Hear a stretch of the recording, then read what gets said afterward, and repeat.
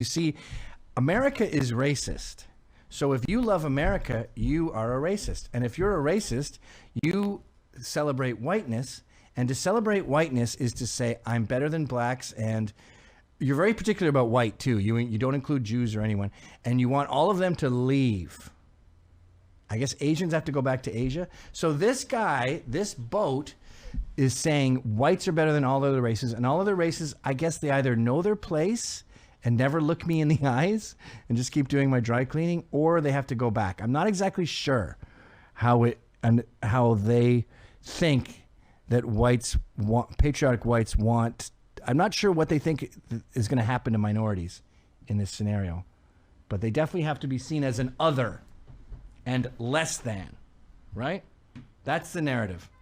Now that is fucking insane for so many reasons.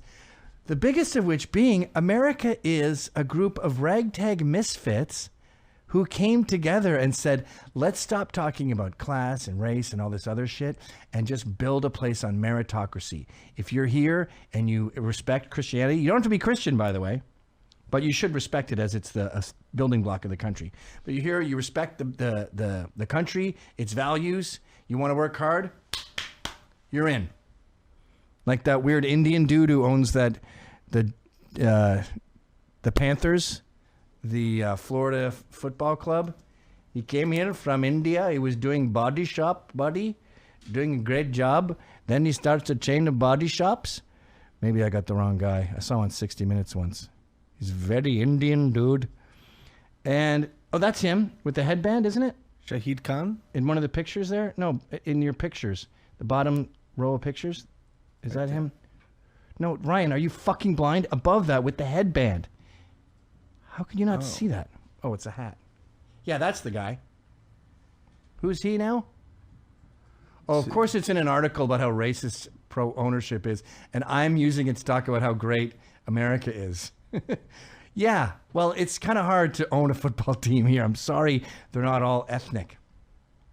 But anyway, that guy comes along, Shahid Khan. He goes from body shops to owning a football team. And it's not like people are going, fucking Packy owns this football team. That sucks. When they are waving American flags at his games, they are pumped about their team, and that includes him. That's America. That's what Trump means. That's what American flags mean.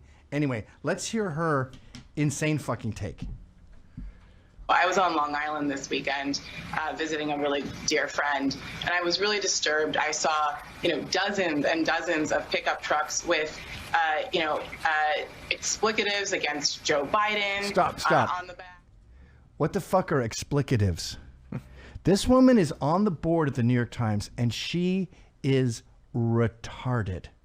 I'm going to show you in a second that she was the imbecile who thought $500 million given to America would be $1 million per American.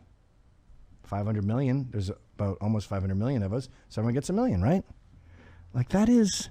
Explicative is a word, and it's not the word she was looking for. What's explicative mean? It's serving to explain logically what's contained in the subject. So she meant expletive. Yes. Sorry, that's just as bad. Anyway, they were saying explicatives. Actually, they were yelling explicatives, and you mis-explict them. Trump flags, and some cases just dozens of American flags, which is also just disturbing because essentially the message was clear. It was, this is my country. This is not your country. I own this. And so until we're ready to have that conversation, this is going to continue. As long as they see Americanness as the same as one with whiteness. Pause. Isn't that amazing?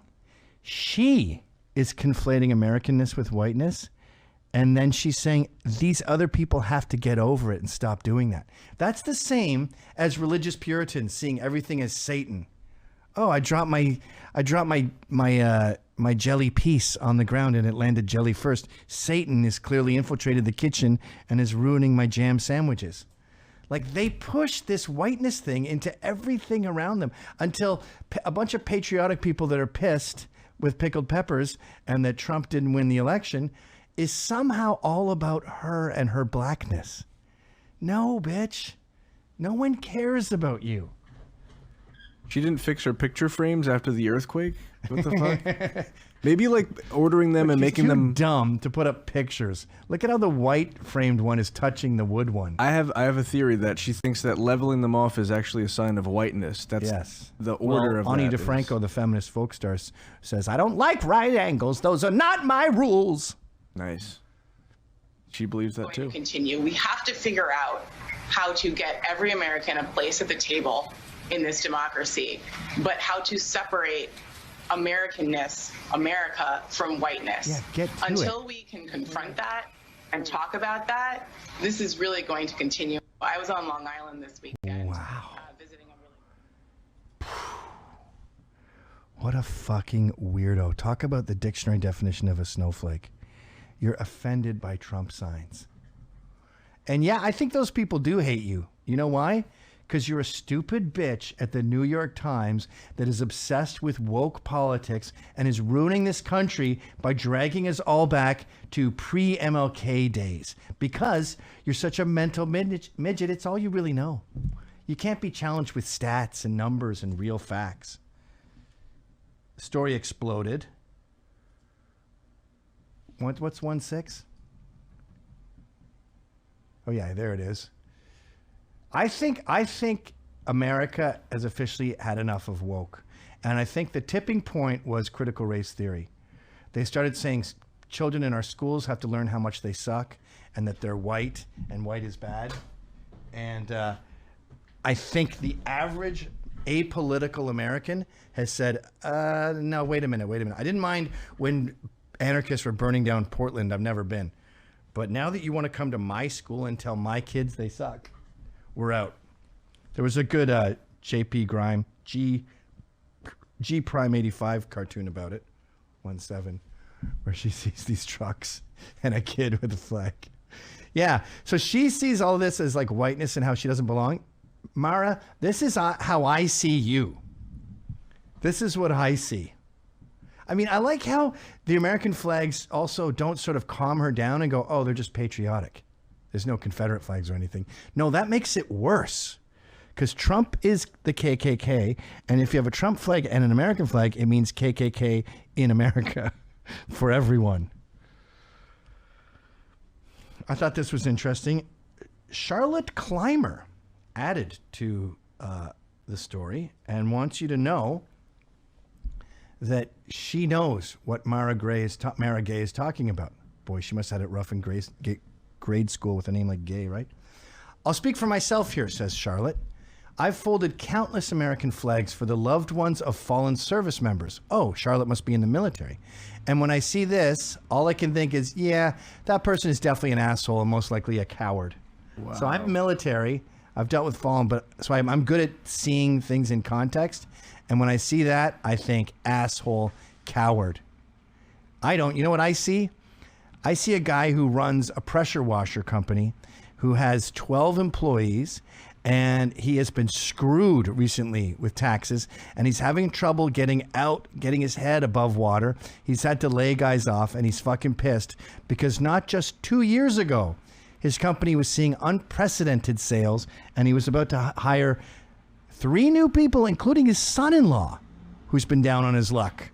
And had just married his daughter, and he thought, I'll give Eddie a job until he can get on his feet, or maybe he could eventually take over the company. That's how things were going, and that's why he loved America, because when you let it roam free, money starts happening. Get out the fucking way. And then Biden comes along and gets in the way, and he thinks, fuck you. And she takes that as, I don't like black people. What? On Long Island? So... you remember who Charlotte Clymer is, right? Actually, go back and click on the tweet. Or was it a tweet? Or was it a picture of a tweet? No, it's a tweet. So click on the Charlotte herself. Oh, it's a picture of a tweet. Because you look at the picture, if you could zoom in maybe, and you're like, she's kind of pretty. Is that the chick from the X-Files? Oh, is it the chick from like Legally Blonde? No, she doesn't quite look like that. And then I looked her up. Wait a minute, that looks familiar. My God. That's that weird giant beast who dyed his eyebrows blonde and he grew out his hair and is now a woman, covered in makeup. He's also the guy that is so big and strong and broad-shouldered, which is why we needed him in the military. He's now a human meme that perfectly describes why men and women are different. Remember this? No doubt instructing this frightened young woman on the proper way to do the feminisms. Look at the shoulders. Now, I couldn't find the original one, but remember the one that's about a paragraph? Yeah. Of explaining like his shoulders, his demeanor, her submissive demeanor, and how this perfectly shows you how men and women are different. Like if I was doing a class on how men and women have different vibes, I would use that picture. And I'd say, ignore the part where the guy's in a dress, because besides that, this is a great example of the difference between men and women. The New York Times was very upset that we were laughing at Maya Gay. And they wanted you to know, even though we saw a fuck ton of context just then, that the New York Times editorial board member Mara Gay's comments on MSNBC have been irresponsibly taken out of context. Can you talk about context when you watch a clip for like a minute? I mean, my quotes get taken out of context. They take 2 words. Her argument was that Trump and many of his supporters have politicized the American flag. The attacks on her today are ill-informed and grounded in bad faith. I guarantee you that person who wrote that tweet is another affirmative action hire who's way out of her depth and has to say stupid shit like that, because no one with any kind of IQ wants that stupid job. And just to remind you who Maya Gay is, as I said earlier, she's the one who thinks that Bloomberg spending $500 million on his campaign is enough. Well, 500 million is obviously the same as 500 trillion. And if you had 500 trillion, you definitely have 327 trillion. So you could give each 327 million people in America $1 million each. So 500 million times 500 is 500 trillion.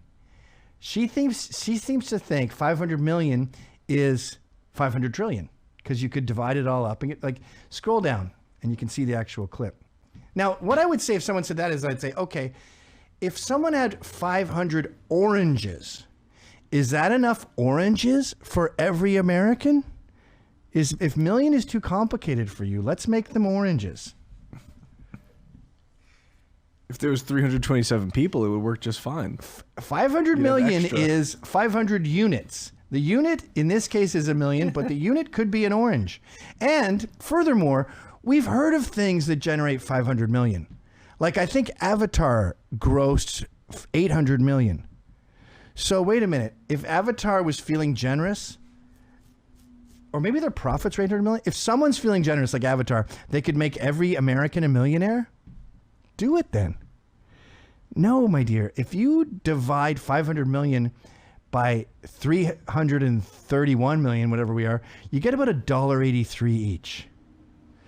And I love how Brian, so first this dumb tweet goes out and everyone laughs at it, but she brings it to a show with Brian Williams. And then Brian Williams is like, I love it. It's so true. I never thought of that before. So the left has an IQ problem is what we're learning here.